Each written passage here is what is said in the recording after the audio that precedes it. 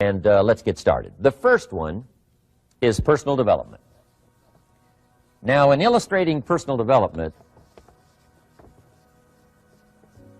Mr. Schoaf, my teacher, started with money. You know, money's not the only place to start in talking personal development, but it's where he started, so let me share the thoughts he shared with me back then. Let me share them with you. Here's the best lesson I can give you on economics. It's very simple. We get paid for bringing value to the marketplace. That's about as simple as I can put economics. We get paid for bringing value to the marketplace. Now, it takes time to bring value to the marketplace. However, we do not get paid for time, so we cross that out. Mistakenly, the man says, I'm making about $20 for an hour. Not true. If that was true, you could just stay home, right, and have him send your money. So that's not true. We don't get paid for time. We get paid for value brought to the marketplace. Now, since that's true, here's one of the key questions of my talk to you today. Is it possible to become twice as valuable to the marketplace and make twice as much money in the same time? Is that possible? The answer is yes. Could you become 3 times as valuable as you might be right now to the marketplace and make 3 times as much money in the same time? And the answer is yes. 5 times, 10 times? Of course. America is unique. It's a ladder to climb. It starts down here, let's say, at $5 an hour, and it keeps going up.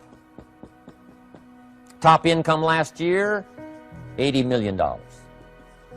The guy who runs Coca-Cola. Now, that's a heck of a ladder. That's why everybody wants to come here, right? The boat people are not headed for Vietnam. People haven't plotted and schemed for 50 years saying if I could just get to Poland, everything would be okay.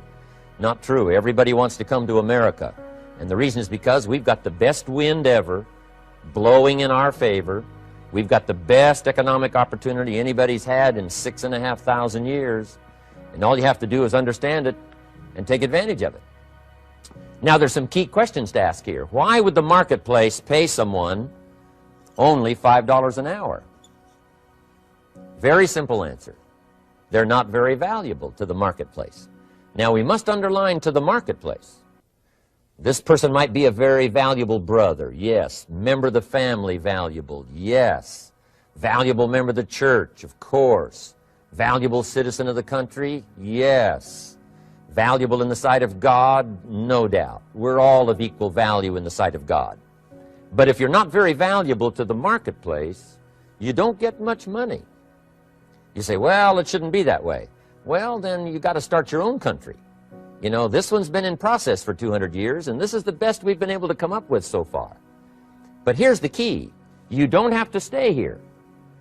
Now, there was a big debate in Congress last year that this $5 was not enough, should be 6, should be 6, should be 6. But we don't need legislation. 6 is already on this ladder. The next step up. You know, if you work for McDonald's, they'll pay you $5 an hour to take out the trash. If you whistle while you take out the trash, they'll pay you $6 an hour.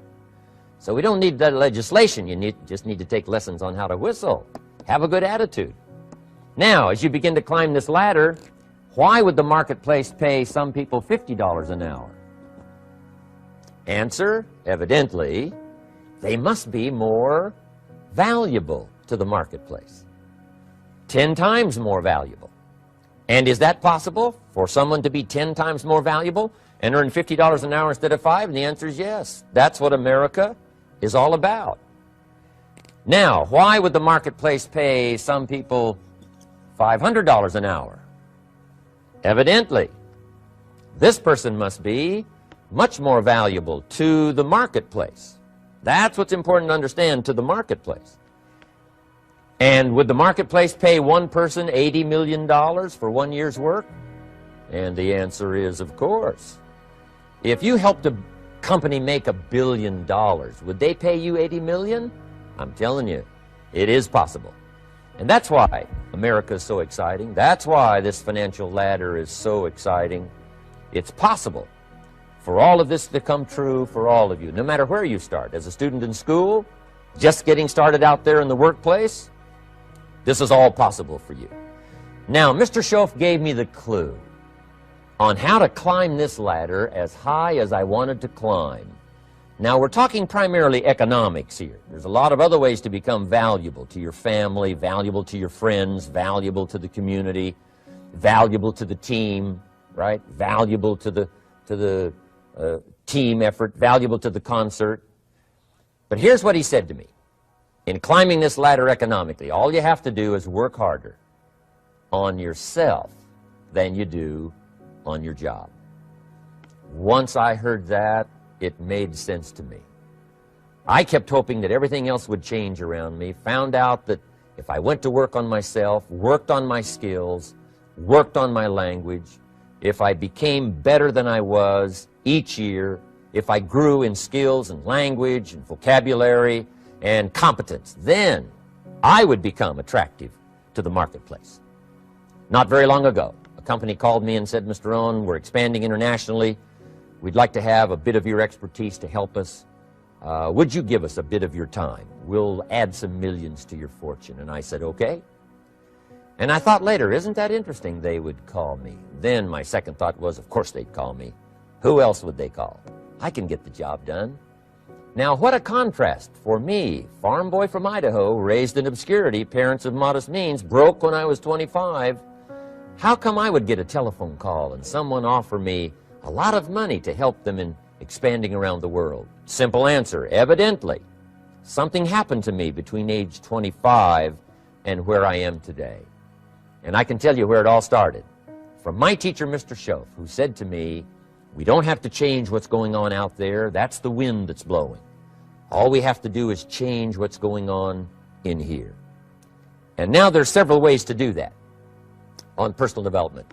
And let me give you those ways. Here's the first one. We must learn from personal experience. Pretty simple. Learn from what happens to you. Take a look back over the last few months. Did you make some mistakes? How could you correct those for the future? Take a look back over the last year. Have you done it right or done it wrong? Let's correct it for the next year. Learn from your personal experience. Mr. Schoaf asked me when I first met him, he said, Mr. Rohn, how are you doing? You've been out there now 6 years. And I said, I'm not doing very well. He said, I suggest you not do that anymore. What a simple, swift analysis to my situation. He said, if you keep doing it, the next 6 years will be like the last 6. You don't want that to happen. Let's make the changes. So learn from your personal experience. Now here's number 2, why I came to share this video experience with you today. And that, I call it OPE, other people's experiences. That's me, other people. That's your teacher, other people. That's your friends and colleagues, other people. The people you meet that can pass along to you their experiences, what's happened to them, the mistakes they made, how they corrected them, how they changed their health and changed their bank account and changed their income and changed their future. That's it, other people. Now there's 2 kinds of people to learn from. One is failures. It's too bad failures don't give seminars, right? That would be valuable. Bring your notebook, have them tell you how they lost it all and threw it all away, threw their health away and threw their friendships away and things didn't work out well. That would be valuable. But now then we must also learn from positive, people that have done well. They've got the health, and so we ask them, how did you become so healthy? They've got the skills, so we ask them, how did you become this skillful? They've got the income, so we ask them, how did you get here in such a short period of time? So now here's what's important in personal development. In learning from other people, we learn, number 1, by observation. We learn what we see. We watch people that are successful in what they do. In sports, we watch their disciplines. In business, we watch their disciplines. By observation, what we can see. The reason I created this video was something that you could see someone's experiences translated for you. Second, we learn by what we hear. I've got some of my lectures on cassette tapes, so you know you can take them with you wherever you go and learn by listening. Turn your car into a mobile classroom and listen. And then listen to the sermon on Sunday morning. Listen to the lectures. Listen to the teacher. Listen to someone who's got something good to say. And then number 3 is vitally important on personal development, and that is read all the books you can possibly read in your lifetime. Mr. Schoaf got me started on my library. I've got one of the better libraries. Haven't read everything in it, but I feel smarter just walking in it. My library. At least I was smart enough to buy it. Now I got to be smart enough to read it. And then, of course, I got to be smart enough to decide what's valuable and then do it. But this one is very important. Become a good reader. Some books that helped change my life. Mr. Schoaf recommended, of course, the Bible. And my parents made sure I was a pretty good scholar by the time I was 18. That's been so beneficial for me, drawing from those illustrations, reading about those stories, people who made it and people who didn't make it, and what the difference was. And then other books that helped to really change my life. One called Think and Grow Rich by Napoleon Hill. And then a book that helped me become financially independent by the time I was 31. And that book is called The Richest Man in Babylon by George Clason. And I'm going to share a little bit of that book with you when I get to financial independence today, our 3rd subject. But I started reading the books, attending the classes, making sure that I got in front of people that had something good to say. And then I started keeping a journal. One of the major things my teacher taught me was to keep a journal. He said, don't trust your memory. If you hear something good, just make a little note and write it down. Now, at first I took, notes on pieces of paper and torn off corners and backs of old envelopes. And it didn't serve me well, thrown in a drawer. Then I learned to keep a journal, a bound copy of all my notes. So I would suggest you do the same. Things that impress you, a poem that impresses you. When you attend a class, some of the ideas that impressed you, jot them down.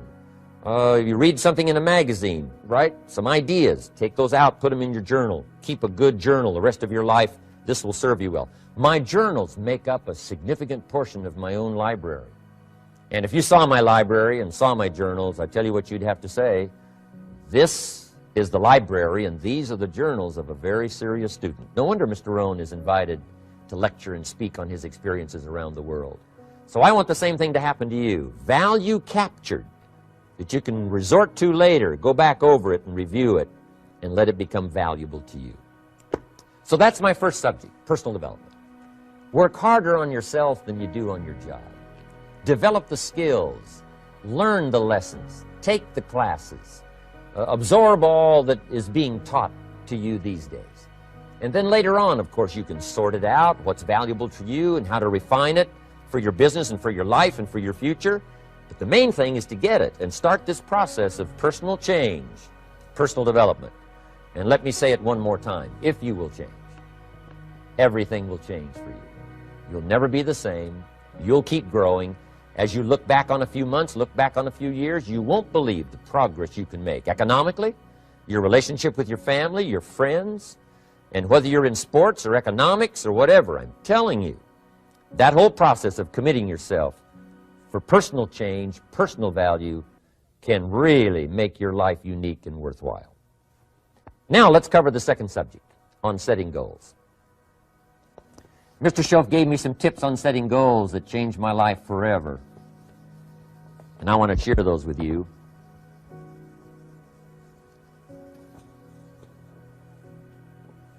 So let's talk about setting goals, and I also want to tie it to personal development, and you'll see how I'm going to do it as I progress here. Setting goals. We need to take a look into the future. There are 4 things to consider in terms of attitude. One is how you feel about the past. Best advice I can give you on that is treat the past as a school. Let it teach you the mistakes you've made, the things that went wrong, the things that didn't work.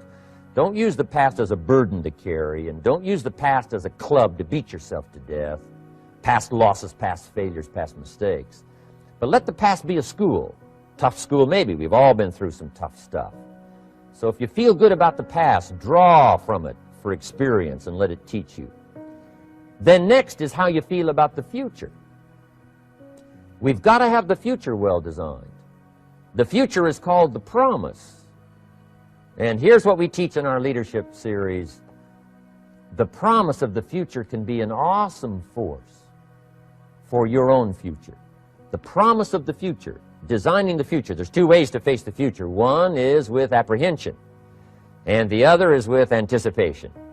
I promise you, in my travels around the world, most people face the future with apprehension. And here's why. They don't have it well designed. They've sort of left that up to someone else to fix. But here's the best way to face the future, with anticipation.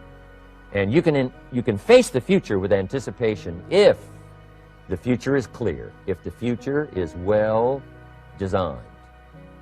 And I would like to have you consider some thoughts with me that help me to really change my future by giving it some thought and some consideration. And here it is. In setting goals, it's very simple. Number one, decide what you want. You just take a little time. You sit down and say, what do I want? What kind of skills do I want? What kind of income do I want for the future? What would I like? Where would I like to go? Places I'd like to visit? Habits I'd like to acquire? Skills I'd like to have? You just take a little time to think about what you want. Economics, friendships, people you'd like to meet, places you'd like to go. You just take some time. And then I suggest, when you've thought about what you want for the future, make a list. Just jot it all down. It's really a very simple process. And then here's number three. Keep all the old lists. I'm telling you, this served me so well, keeping my old list of goals. I look back now 10, 20 years ago at goals I set, lists I made, and I smile now because here's what I thought was so important, 20 years ago. Now some of those things aren't even on my list. I've got a new list. I've grown. I've changed. I've matured. But I give you that advice. Decide what you want. Number two, write it down. Number three, keep the old lists. And then here's number four. When you get something that's on one of these lists, check it off. Part of the fun of having a list is checking it off. And then if you can add some drama to checking it off, see, that's what really helps. I set a goal to go to Spain many, many years ago. And when I finally made my first trip to Spain, I had that journal with me that had that list in it. And while I had my journal on my lap, waiting for the wheels to touch down in Madrid, I waited until the wheels touched the runway, and I checked it off. Just adding a little drama. So, part of the fun of having a list is checking it off. Now, here's what's important about the lists and designing your future.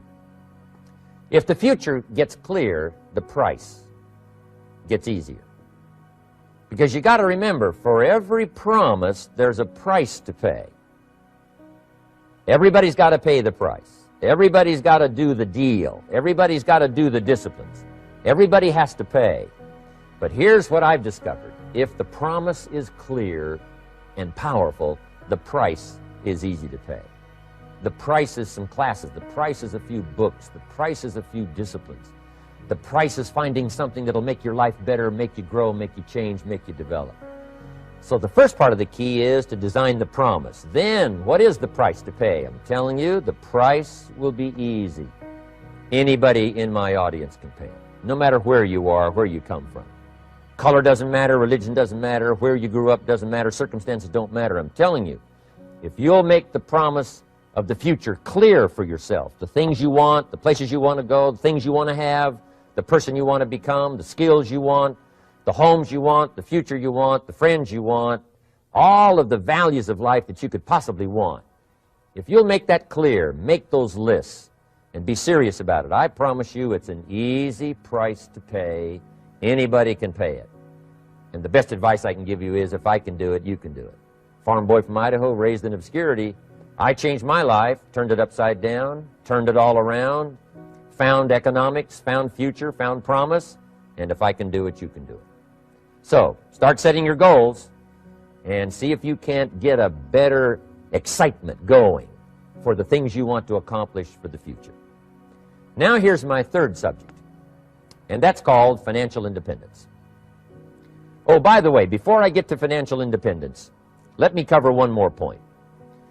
One of the major reasons for setting goals is for what they make of you in achieving them. My teacher advised me when I first got started at age 25, he said, Jim, why don't you set a goal to become a millionaire? He said, it's got a nice ring to it. you know, enough zeros to impress your accountant. And he said, I'm here to help you. You're only 25 years old. You've been to 1 year of college. You've got a beautiful family, every reason to do it. Why don't you set a goal to become a millionaire? And he said, here's why. And I thought, he doesn't need to teach me why. Wouldn't it be nice to have $1 million? He said, no, then you'll miss it. He said, here's why. For what it will make of you to achieve it. I'm telling you, that statement changed my life. Set the kind of goals that will make something of you to achieve them. He said, now, once you become a millionaire, what's important is not the money. I thought, that's kind of strange teaching. He said, honest, it isn't important. He said, you could just give the money away. Now, I did better than that. I lost it all. By the time I was 31, I was a millionaire. By the time I was 33, I was broke. And I'll tell you a little bit about that story later. But when I lost all my money, guess what? I found out Mr. Schoaf was right. What was valuable was not the money. What was valuable was what I became to earn the money. The skills I had, the knowledge I had about the marketplace, the values that I had going for me. They were more valuable than the money. And here's an important statement to remember. It's not what you get that makes you valuable. It's what you become. So part of the key here is to set the kind of goals that will make something of you. Don't set them too low so that you don't have to grow and you don't have to read and you don't have to try and you don't have to stretch. Don't set them too low. And then don't sell out. Don't go for something that's going to cost you your virtue or cost you your values or sell out your principles. There's a good middle road here to follow. Goals that will inspire, goals that will help you grow, change, develop, and become better than you are. Okay. Now let's talk about financial independence. How to become rich by 40, 35 if you're extra bright, much sooner if you find an opportunity like I did. Let me show you how I did it. Financial independence. First of all, I like the phrase financial independence. Some people are a little bit concerned about using the word becoming rich or becoming wealthy, and I can understand that. I struggled a little bit with this. Is it okay to go for becoming rich, go for becoming wealthy? And maybe that's a bit too strong a word or strong a term. So here's what I've come up with that I think is comfortable for me, and that is how to become financially independent. I think it's every person's heritage here, especially in America, to become financially independent. Now, let me give you my definition of financial independence. Financial independence is the ability to live from the income of your own personal resources. Financial independence. Now, it depends on how you want to live. If you need $2,000, $3,000 a month, if you need $4,000 or $5,000 a month, if you need $10,000 a month, some people may need, $100,000 a month. But whatever you would need to live, and you could earn that living from the income of your own personal resources, that's what I call financial freedom, financial independence. And let me show you how to acquire it. If you start at age 15, between ages 15 and 35 is 20 years. And in my personal opinion, based on my own studies and my own experience, 20 years, in my opinion, is enough time to become financially independent. If you're not, you don't live in the wrong country. Probably what's happened is you have the wrong plan. And it's easy to be a nice person with the wrong plan. I found that when I was 25 years old. I was broke at age 25, and I was a nice guy. You would have liked me. But I'm telling you, my plans up until then, especially my financial plan, left me broke. I totally changed it the next 6 years, and I became financially independent. So I know what I'm talking about. It is possible in a reasonable amount of time, 15 to 35, whatever, 20 years' time, enough time. You can do it in a much shorter period of time, like I did if you want to. But this is a reasonable enough time. But here's number one. First of all, you got to have the right philosophy. Philosophy is our ability to gather knowledge and sort through it and decide what's valuable. To develop a philosophy about life, a philosophy about our health, a philosophy about our family relationships, a philosophy about economics. And if you develop the right philosophy, that's what helps to set this sail so that in 6 years it takes you where you want to go, instead of winding up like I did that first 6 years of my economics, broke, no money, empty bank account. The right philosophy. Now let me give you a couple of philosophies to consider. Here's the first one. It's called the philosophy of the poor. And here it is. Poor people usually spend their money and invest what's left. That's the philosophy of the poor. Now here's the philosophy of the rich. Rich people invest their money and spend what's left. And here's the startling answer. It really doesn't matter what the amount is. What's most important is not the amount. What's really important is the philosophy. So I would ask you to adopt this philosophy of spending after you have invested. Invest first, then spend. And I've got a little formula that I'm going to share with you. Now, what should a child do with $1? I mean, there's a lot of debate going on, I'm sure, across the country on what a child should do with $1. Here's one opinion. It's only a child and it's only $1. What difference does it make? Well, in my opinion, it makes all the difference in the world. A person's economic future starts with a child with $1. Somebody says, oh, no, you're only young once. Let him spend it all. Well, when would you hope that would stop? Somebody says, well, wait till he's 50 and broke like me, and, and then he'll learn. Well, no, we don't want to wait that long. If I would have known earlier than age 25, I would have changed. In high school, if they would have had classes called Wealth 1, Wealth 2, I'd have taken both classes. I would not have waited until age 25. So, the earlier the better. So, what should a child do with $1? Here's the simple premise to begin with. Don't spend it all. And if a child wants to spend the whole dollar, you got to say, hey, don't spend it all. Don't spend it all. They'll say, why not? It's my dollar. I earned it. You say, I know you earned it, but don't spend it all. They'll still say, why not? Say, let me show you why not. So you put them in your car, take them to the other side of town, and show them where people live that spend the whole dollar. Just drive them around. Kids learn best by visual. Just drive around and say, would you like to live here? Kid says, no. Would you like to live like these people live? Kid says, no, no. Then you can't spend the whole dollar. So, kids will get the message. So, take them to the other side of town and show them around, unless you already live there, and then just show them around. Anyway, don't spend the whole dollar. Now, let me give you my best view of what to do with $1. And I promise you, if you started at age 15, now if you're over 15, right, you've still got plenty of time. You still got 20 years. If you're 30, you still got 20 years. I mean, you still got plenty of time to start what I'm about to share with you. What to do with $1. Here's my first bit of advice. Never spend more than 70 cents. Never spend more than 70 cents. Now, you got to pick some number, and the number you pick is going to be determined by your philosophy. It's going to be determined by what you've been taught or your experience teaching yourself. When I first met my teacher, Mr. Schoaf, I was at about 110% of each dollar. I'm down at budget finance, hawking my furniture in my car one more time. And then I learned a whole better formula for financial independence. Number one, don't spend more than 70 cents. Now, kids say to me, well, okay, what do I do with the other 30 cents? And here's what I teach them. 10 cents for charity.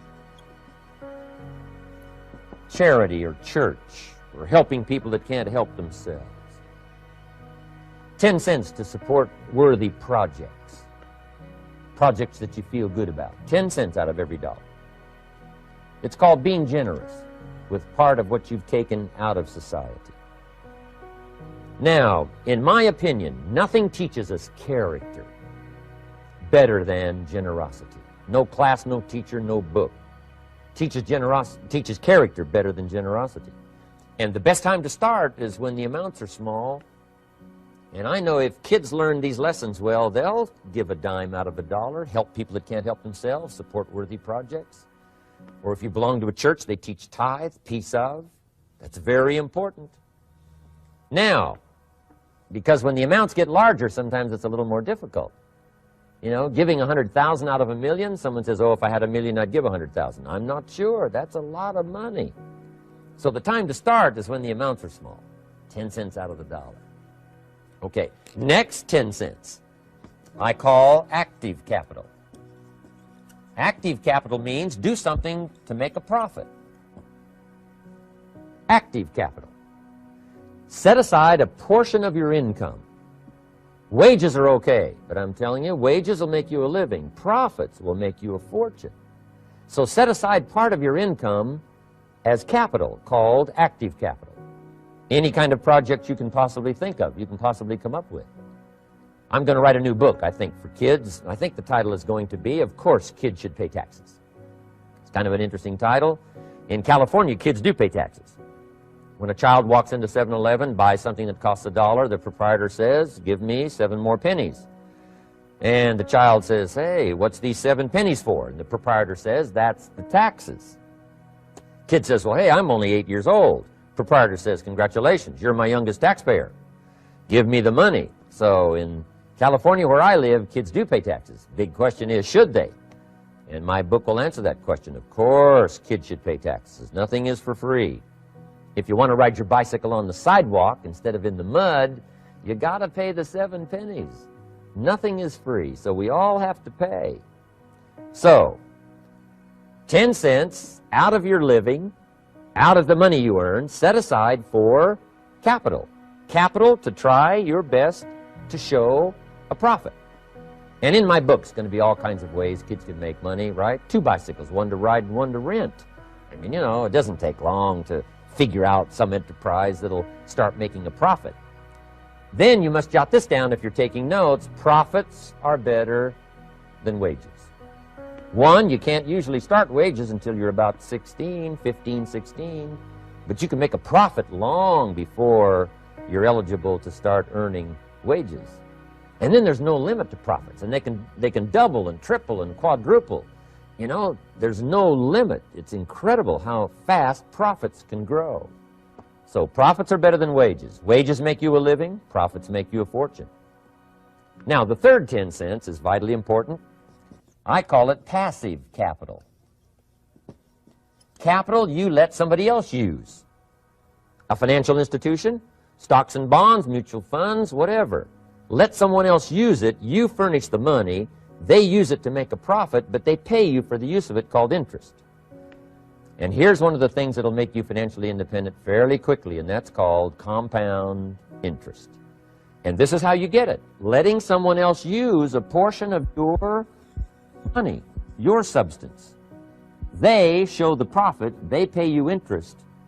And this passive capital, I'm telling you, over a sustained period of time, if you'll develop this little 10, 10, 10, and 70, especially starting at age 15, I'm telling you, by the time you're 35, you will be financially independent.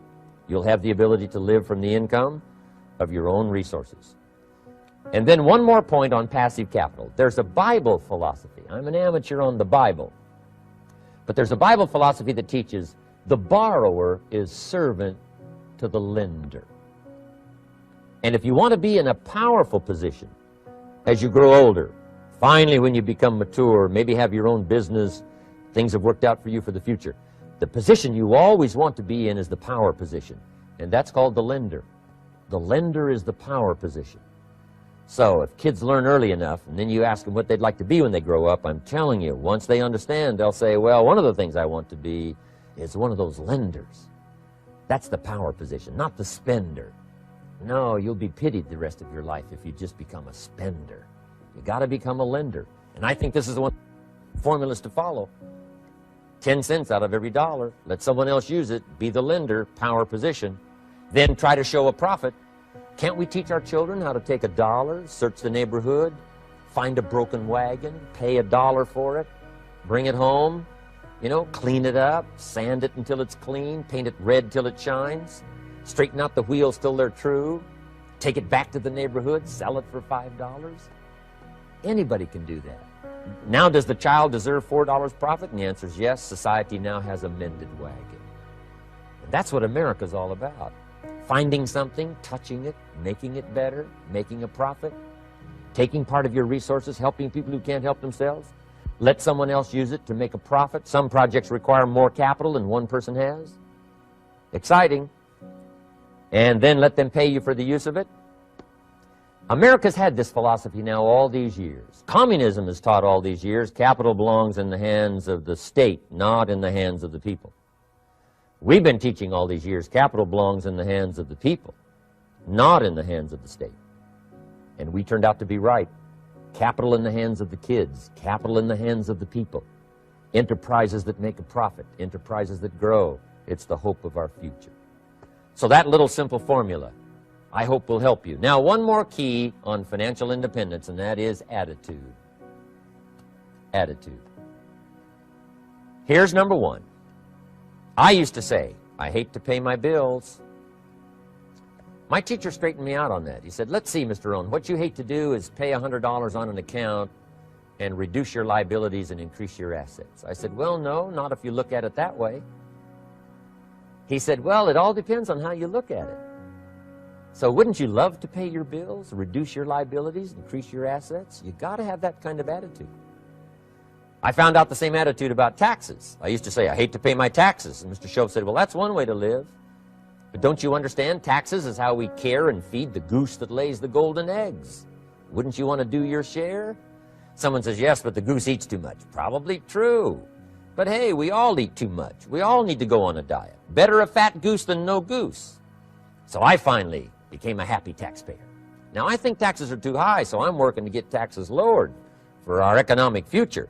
But then whatever they turn out to be, I gladly pay and do my part, because that's what makes the whole system run, each of us doing our part. Now, I want these three subjects to be valuable for you. I want them to have meaning for you. I want you someday to be financially independent. I want you to have the personal development so that you feel good about yourself. If I had a chance to meet you someday, I'd like to have you show me the list of goals that you got started and say, Mr. Rohn, here's some I've already checked off. Here's the books I'm reading. Here's what's happened. I'm developing the skills. I'm better this year than I was last year. I've got more self-confidence. My skills are developing. That's what I want for you, and that's why I took the time to come and share in this video message with you. I do seminars all around the world, but this is one way that I can reach out and touch you in case you can't come to my seminars, wherever I am. Maybe this video will reach you somewhere, and it'll have an impact on your life. And what I'd like to do is later hear about it, a letter, phone call, or to have a chance to meet you in person. And now I'd like to leave you with these 4 questions called Questions to Ponder. These questions were valuable for me, and I want to make them valuable for you. Here's the first one, why? We all ask why we should work this hard. Why take that many classes? Why go to school that many years? You know, why take the notes? Why read the books? Why work that hard? Why put yourself through the push-ups and the disciplines? Why? Good question, why? Best answer to why, I think, is the second question. Why not? Why not see how many books you can read, how many classes you can take, how many skills you can develop? Why not see how valuable you can become to the marketplace and to your friends and to your family? Why not see what you can make of yourself? Why not see how far you can go, how much you can see, how much you can earn, how much you can share? Why not? That's the heritage all of us have, in America especially, is to see what we can make out of our lives now that we've been given this extraordinary opportunity. Now, my third question I'd love to ask you in person. But since I can't do it in person, I want to ask it of all of you. But I want you to take it personally. And my third question is, why not you? Why not you? With good self-esteem. Why not you starting to change and setting goals? Why not you starting to make progress toward financial independence? If I can do it, you can do it. I wished I had a lot more testimonials here today besides mine. A whole steady stream that would come by and tell you their story. Someone who started with nothing, finally run a big enterprise. A mother who was on welfare, now she owns her own business. In addition to my story, I wish I had a lot more. And if all of them told their story, guess how they would probably wind up their story? They'd probably say, just like me, why not you? If we can read, you can read. If we can change, you can change. If we can figure it out, you can figure it out. If we can turn it around, you can turn it around. There isn't anything you can't accomplish. That's what those testimonials would say. And so I want to say it to you personally. Why not you? You've got the brains, you've got the stamina, you've got the vitality, you've got the interest, you've got your life ahead of you, you've got the future. You can do it. If anybody can do it, you can do it. If one of us can do it, hey, we all can do it. And now here's my last question. Why not now? This is a good time as the 20th century starts to wind down, a few more years as we get ready for century 21. What a good time to set your goals, work on yourself, work on your skills. What a good time to get it together. What a good time to start this process. Personal development, growing, changing, developing, having a good plan for your money and for your life and for your future. Why not now? And I hope I have a chance to see you one of these days and share with you the experience, the reaction, the response you might have had from my message today. And until I get a chance to see you on this side of the world or the other side of the world, in some school or some seminar, or maybe I'll come and speak for a company that you work for someday. I hope I get a chance to meet you. Until then, I wish you the best. I want all that I've gotten to be yours and much, much more. God bless. Goodbye.